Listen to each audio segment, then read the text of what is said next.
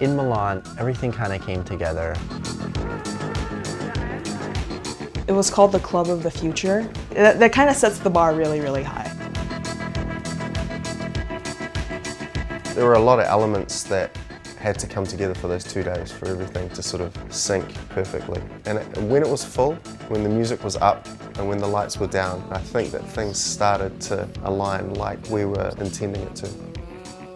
That is the most fascinating part of the creative process, when the idea becomes real.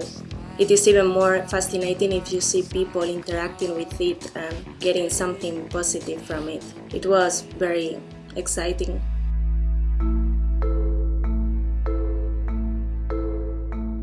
What I realized is it's not as much about like what you do, it's about how you pull it off.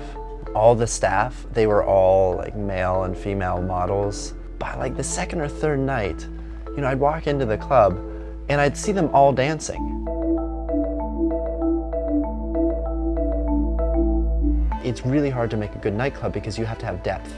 It needs to feel like you're in somebody's like basement or living room, like that much comfort. But the space was just so crisp and clean, it was hard to let loose. But the staff really got people out of their shells and got them to relax, and it was tough.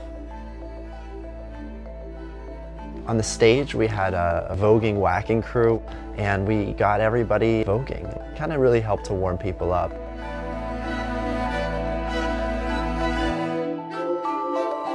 Oh my God, and the makeup that we did for them, they look like space aliens, just so cool and hot, and they were just fabulous.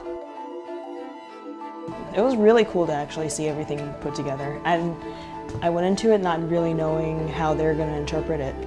Depending on which silhouette you were looking at, I mean, either seeing the waitresses from behind or like from in the front, you can tell that it was very multifaceted. Whenever the garment is more than just a garment. It's not just something that you kind of put on your body. That, for me, is important than anything. We had our Dare Girl going through the audience, doing Truth and Dares.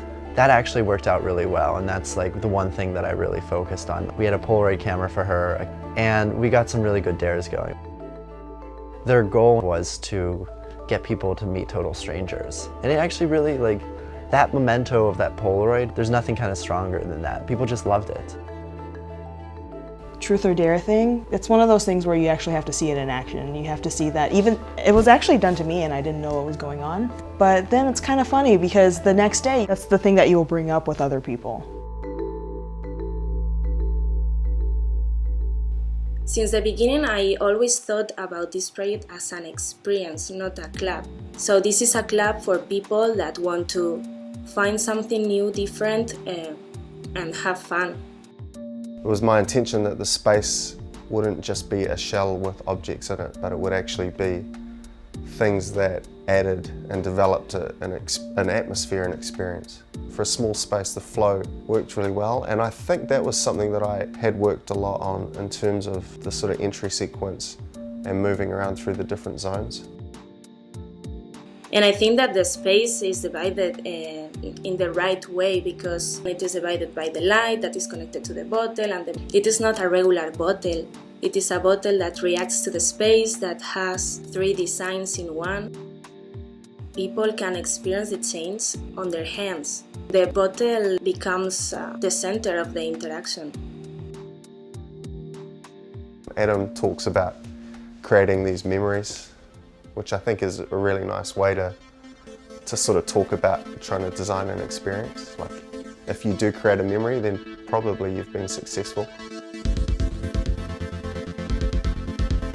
I think that the bar was a highlight for a lot of people because it was something that was really quite unexpected. People were interacting with that surface and interacting with people they didn't know. That really was an interesting place where the technology, the physical and the graphic qualities of the space came together.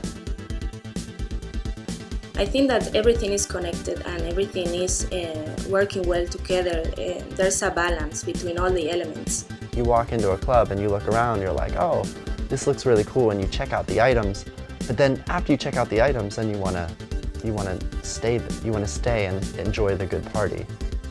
Every night was a phenomenal party, and I know these people had a really good time, and I could see it. it's cliched to talk about this being a learning process, but I think it was. There were some amazing ideas that will no doubt have another life somewhere else. I like clubs more now because I feel like I have a whole scope of what they're for and what they're about now. Before it was like a puppet show and you didn't know who this like puppet master was, and you assume that it's like a mean one. But now I know who's behind it and they're not so bad. They still want us to have a good time, you know?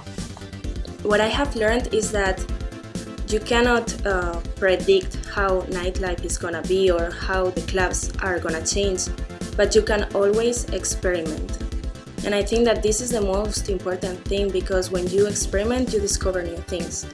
And this is what it is. This is an experiment, that's it.